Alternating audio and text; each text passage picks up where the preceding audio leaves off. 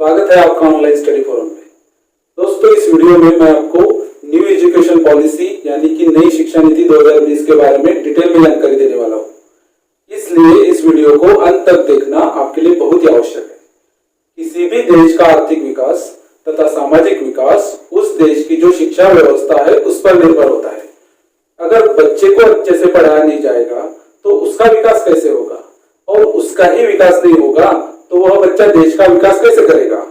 इसलिए बदलते वक्त के साथ हमारी जो युवा पीढ़ी है उसको भविष्य के अनुरूप तैयार करने के लिए शिक्षा व्यवस्था में सकारात्मक बदल करना बहुत ही जरूरी होता है।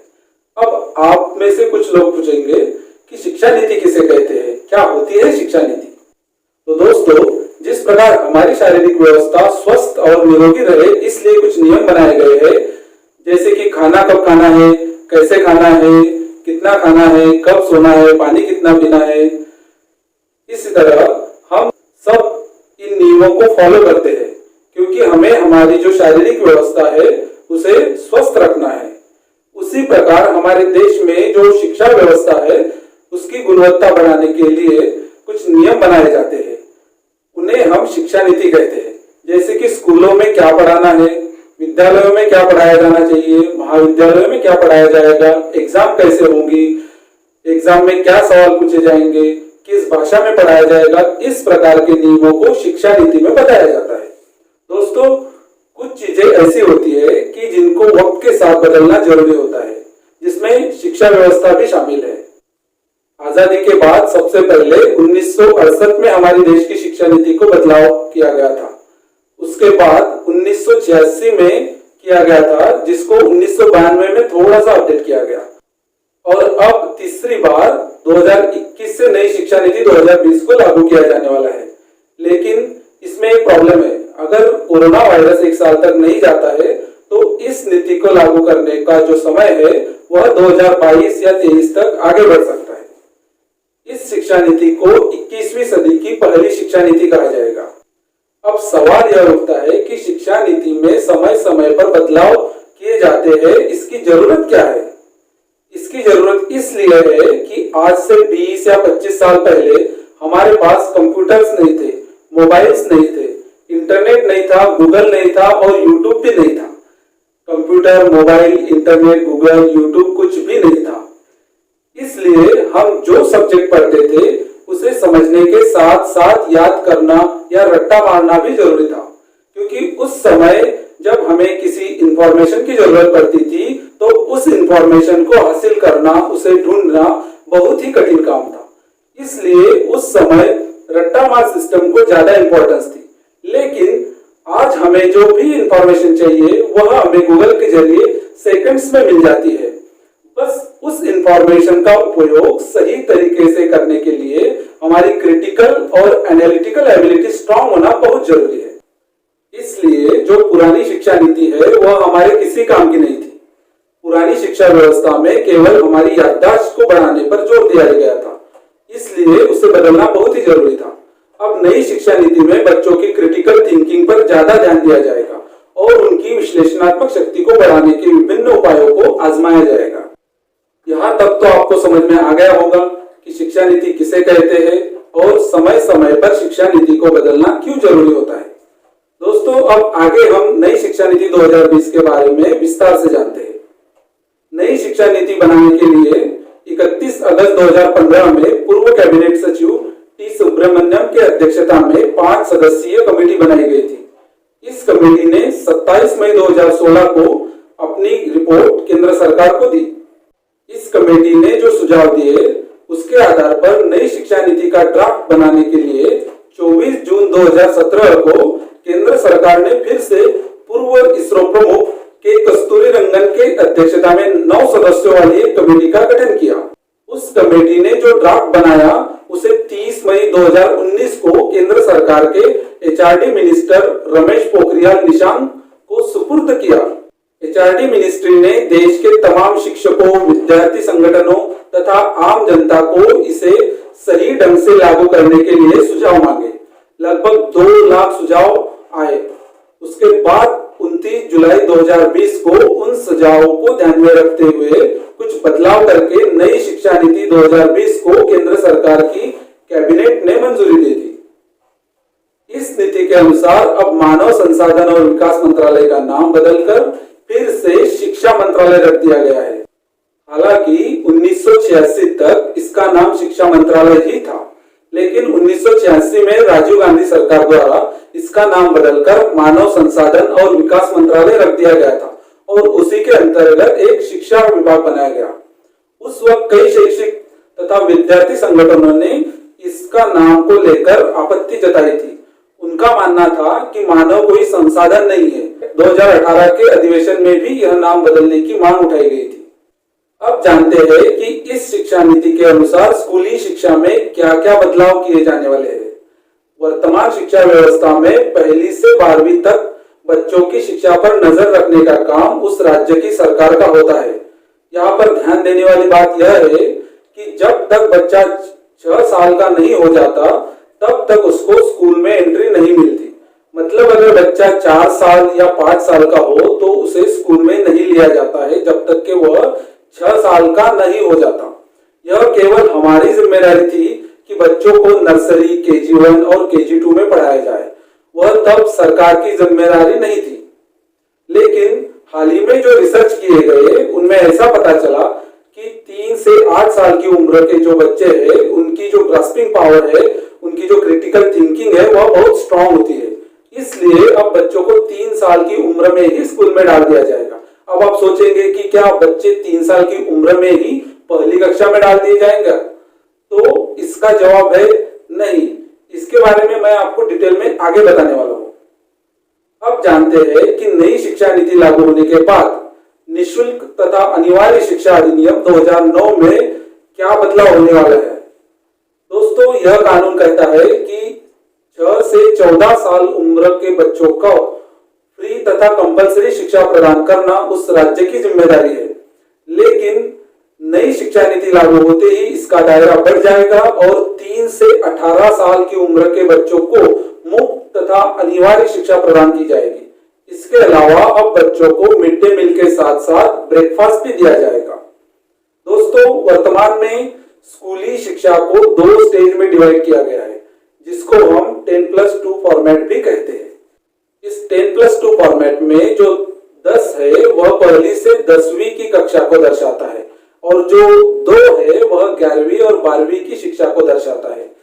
इस व्यवस्था में 6 साल की उम्र में बच्चे को पहली क्लास में एंट्री मिलती है और 18 साल की उम्र में बच्चा 12वीं पास हो जाता है। पहली से 10वीं तक सभी विषयों को पढ़ाया जाता है और 10वीं के बाद अलग अलग स्ट्रीम्स में से किसी एक स्ट्रीम को चुनना होता है, जैसे कि आर्ट, साइंस, कॉमर्स। ऐसे नई शिक्षा नीति लागू होने के बाद स्कूली शिक्षा की इस व्यवस्था को पूरी तरह से बदल दिया जाएगा।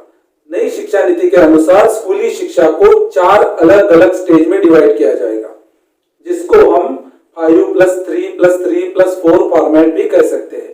पहले 5 साल की शिक्षा को फाउंडेशन स्टेज कहा जाएगा।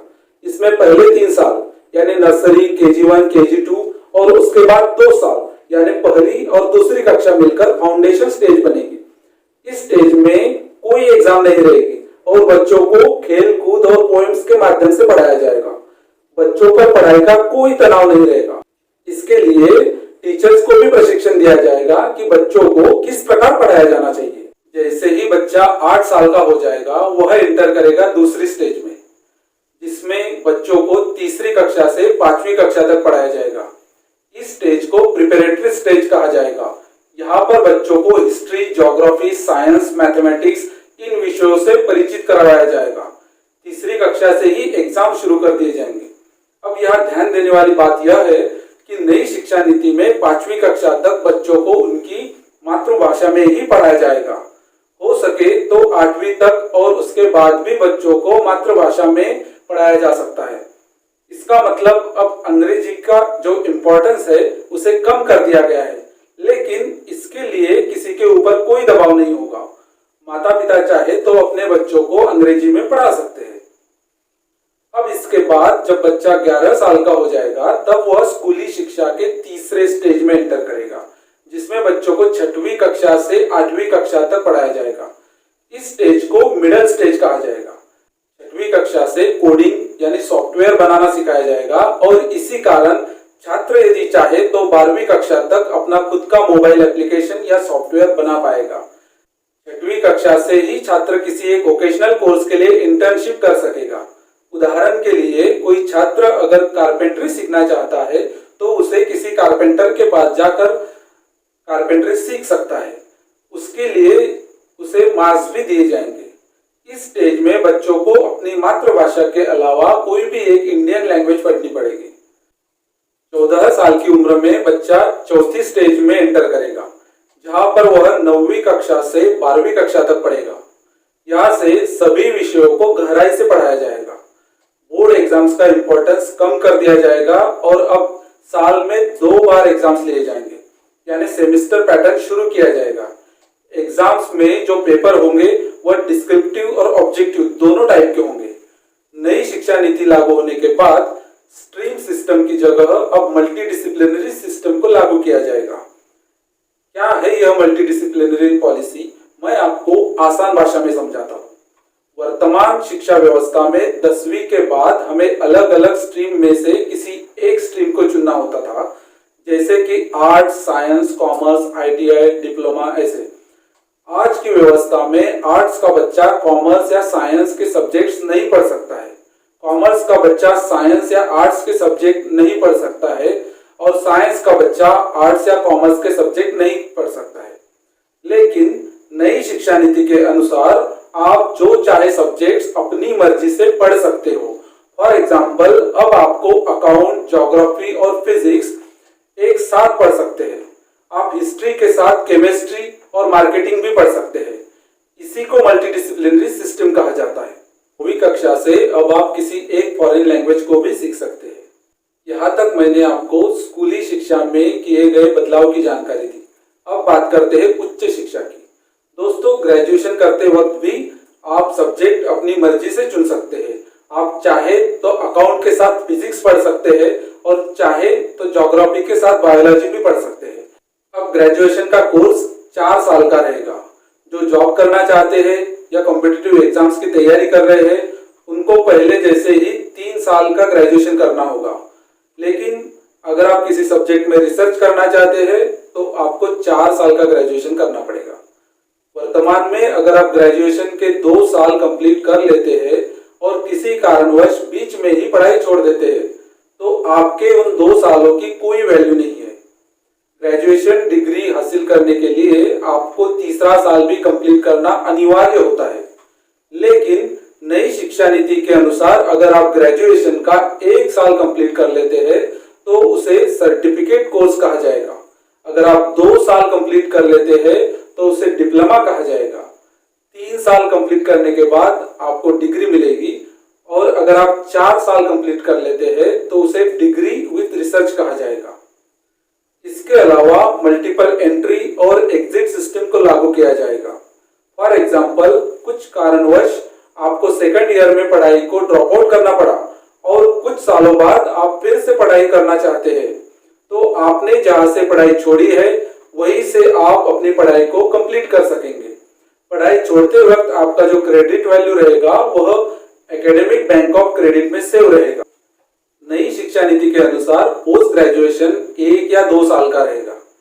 3 साल का ग्रेजुएशन करने वालों को 2 साल का पोस्ट ग्रेजुएशन करना पड़ेगा, जबकि 4 साल का ग्रेजुएशन करने वालों को केवल 1 ही साल का पोस्ट ग्रेजुएशन करना होगा।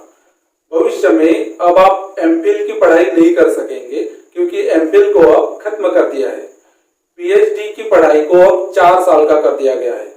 दोस्तों, सबसे मजेदार बात यह है कि अब आपका स्कोर कार्ड बनाते वक्त केवल पढ़ाई को आधार मानकर आपका मूल्यांकन नहीं होगा, तो आपका बिहेवियर, आपकी क्रिटिकल थिंकिंग, आपकी एनालिटिकल एबिलिटी, इन सब को ध्यान में रखकर ही आपका मूल्यांकन किया जाएगा।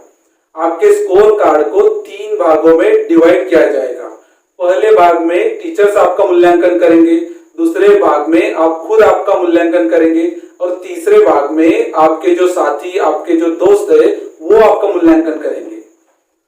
दोस्तों, यहाँ तक आपको समझ में आ गया होगा कि हमारी पूरी शिक्षा व्यवस्था में आने वाले कुछ सालों में क्या क्या बदलाव होने वाले हैं। अब चलते चलते नई शिक्षा नीति 2020 के कुछ इंपॉर्टेंट पॉइंट्स है, उन्हें भी समझ लेते हैं। सबसे बड़ी बात यह है कि इस शिक्षा नीति के लागू होने के बाद सरकार शिक्षा पर जीडीपी का 6% खर्च करने वाली है। फिलहाल जीडीपी का लगभग 3 से 4% ही शिक्षा पर खर्च किया जा रहा है। दूसरी सबसे बड़ी बात यह है कि अब प्राइवेट स्कूल्स ज्यादा फीस नहीं ले सकेंगे। कौन सा स्कूल कितनी फीस ले सकता है यह अब सरकार निर्धारित करेगी। उससे ज्यादा फीस लेने वाले स्कूल पर सरकार कानूनी कार्रवाई कर सकती है। तीसरी सबसे बड़ी बात यह है कि अब दुनिया की टॉप 50 फॉरेन यूनिवर्सिटीज भी भारत में अपना ब्रांच ओपन कर सकेंगे, जैसे कि ऑक्सफोर्ड, हार्वर्ड, कैम्ब्रिज। इससे फायदा यह होगा कि इंडिया की जो यूनिवर्सिटीज है उनके लिए कंपटीशन बढ़ जाएगा और उच्च शिक्षा का जो स्तर है उसमें सुधार हो जाएगा। दोस्तों, इस वीडियो में नई शिक्षा नीति 2020 के बारे में मैंने डिटेल में जानकारी देने की कोशिश की है। अगर कोई पॉइंट्स छूट गया है या किसी बात को लेकर आपके मन में कोई शंका है तो आप मुझे कमेंट बॉक्स में लिखकर भेज सकते हैं। आपके सवालों के जवाब देने की मैं पूरी कोशिश करूंगा।